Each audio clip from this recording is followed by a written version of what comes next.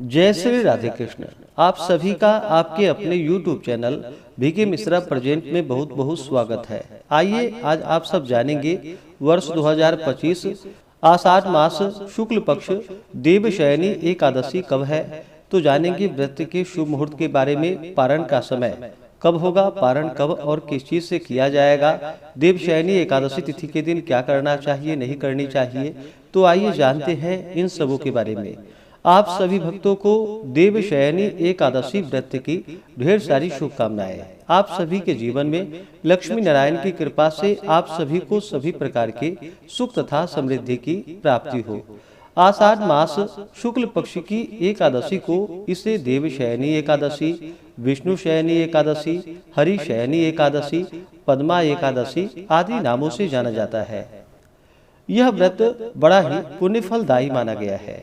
इस दिन से भगवान विष्णु 4 महीनों के लिए योग निद्रा में चले जाते हैं। इस दौरान शुभ तथा मांगलिक कार्य सभी बंद हो जाते हैं और फिर जब भगवान कार्तिक के महीने में देवउठनी एकादशी के दिन जागृत होते हैं तो उस दिन से जाकर के फिर शुभ तथा मांगलिक कार्य सभी शुरू होते हैं। देवशयनी एकादशी के दिन विशेष प्रकार से भगवान विष्णु की शेष शैया सहित लक्ष्मी नारायण की पूजा करनी चाहिए। इस व्रत को करने वाला कभी भी कष्ट नहीं पाता है। इसे धारण करने से अभिजीत वरदान की प्राप्ति होती है। लक्ष्मी नारायण भगवान इससे अति संतुष्ट होते हैं। यह व्रत सभी प्रकार के पाप और ताप को नष्ट करने वाली है। प्रत्येक माह के कृष्ण पक्ष और शुक्ल पक्ष की एकादशी तिथि के दिन एकादशी का व्रत धारण किया जाता है।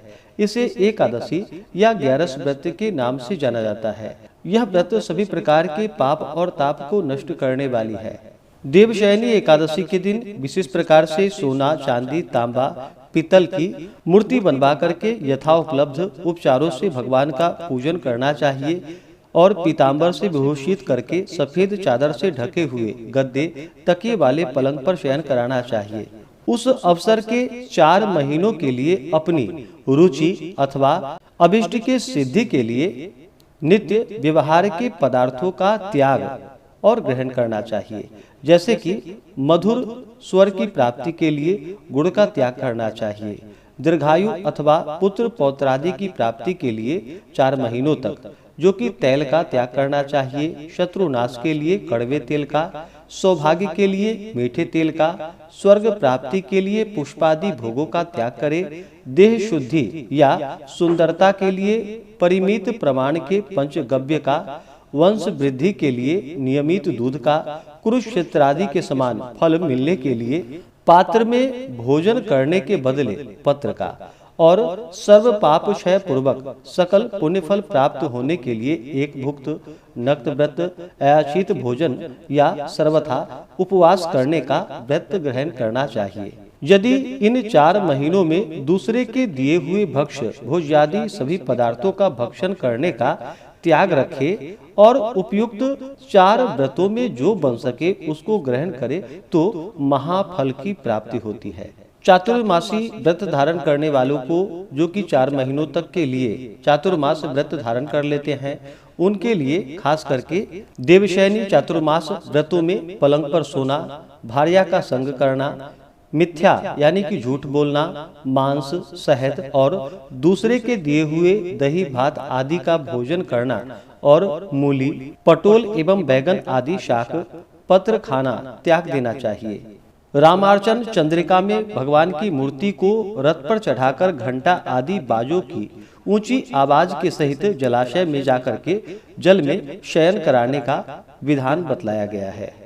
आषाढ़ मास शुक्ल पक्ष की एकादशी तिथि प्रारंभ समय जो कि 5 जुलाई 2025 दिन शनिवार शाम 7:09 और एकादशी तिथि की जो समाप्ति है वह 6 जुलाई 2025 दिन रविवार रात्रि 9:17 पे एकादशी तिथि की समाप्ति है।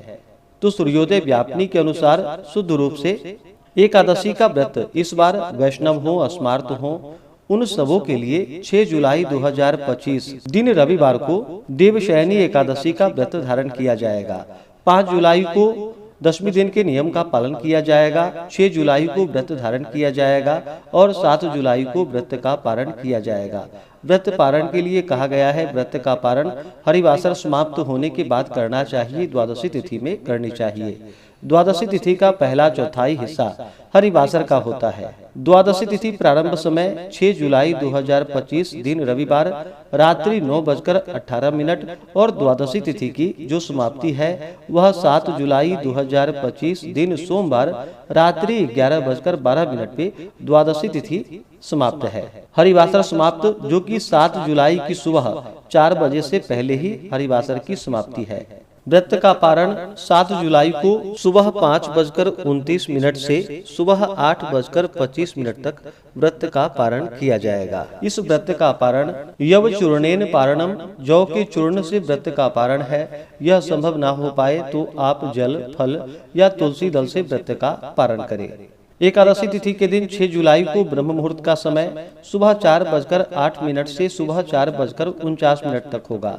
सूर्योदय का समय सुबह 5:13, सूर्यास्त शाम 6:52 होगा। 6 जुलाई को राहु काल का समय शाम 5:10 से शाम 6:52 तक होगा और 7 जुलाई को राहु काल का समय सुबह 6:55 से सुबह 8:38 तक होगा।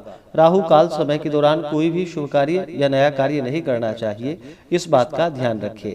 6 जुलाई को प्रातः काल पूजा का शुभ मुहूर्त सुबह 4:28 से सुबह 5:29 तक होगा। अभिजीत मुहूर्त का समय सुबह 11:58 से दोपहर 12:54 तक होगा। विजय मुहूर्त का समय दोपहर 2:45 से दोपहर 3:40 तक होगा। अमृत काल का समय दोपहर 12:51 से दोपहर 2:38 तक होगा। गोधूली मुहूर्त का समय शाम 7:21 से शाम 7:52 तक होगा। संध्या काल पूजा मुहूर्त शाम 7:23 से रात्रि 8:23 तक होगा।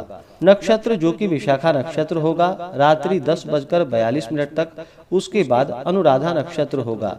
योग शादी योग होगा रात्रि 9:27 तक। उसके आगे शुभ योग होगा। 6 जुलाई को रवि योग बन रहा है जो कि सुबह 5:56 से रात्रि 10:42 तक होगा और त्रिपुष्कर योग भी बन रहा है जो कि रात्रि 9:14 से रात्रि 10:42 तक होगा। व्रती को व्रत के दौरान शुद्ध और सात्विकता का पालन करना चाहिए, ब्रह्मचर्य का पालन करना चाहिए। व्रत के दौरान किसी के ऊपर क्रोध नहीं करनी चाहिए। अपने मन में किसी के प्रति ईर्षा या द्वेष का भाव नहीं लाना चाहिए। इस दौरान ओम नमो भगवते वासुदेवाय, श्री कृष्ण गोविंद हरे मुरारी आदि नाम मंत्रों का जप करना चाहिए। इससे भगवान विष्णु अपने भक्तों पर अति प्रसन्न होते हैं और अपना कृपा प्रदान करते हैं। आप आगे की वीडियो में जानेंगे चातुर्मास व्रत में विष्णु शयनी एकादशी में क्या क्या करना चाहिए, क्या नहीं करना चाहिए। तो आशा करता हूँ कि यह जानकारी आपको अच्छा लगा हो। इसी प्रकार से ज्ञानवर्धक जानकारियाँ प्राप्त करते रहने के लिए, व्रत पूजा के बारे में जानने के लिए, कथा को सुनने के लिए चैनल पे अगर आप पहली बार आए हैं तो चैनल को लाल बटन दबा करके सब्सक्राइब करें, साथ में बेल आइकन घंटी को दबाएं ताकि आने वाली वीडियो का नोटिफिकेशन आपको समय से मिलता रहे। वीडियो को लाइक करें, शेयर करें। सुखी रहें और स्वस्थ रहें। जय श्री राधे कृष्ण। धन्यवाद।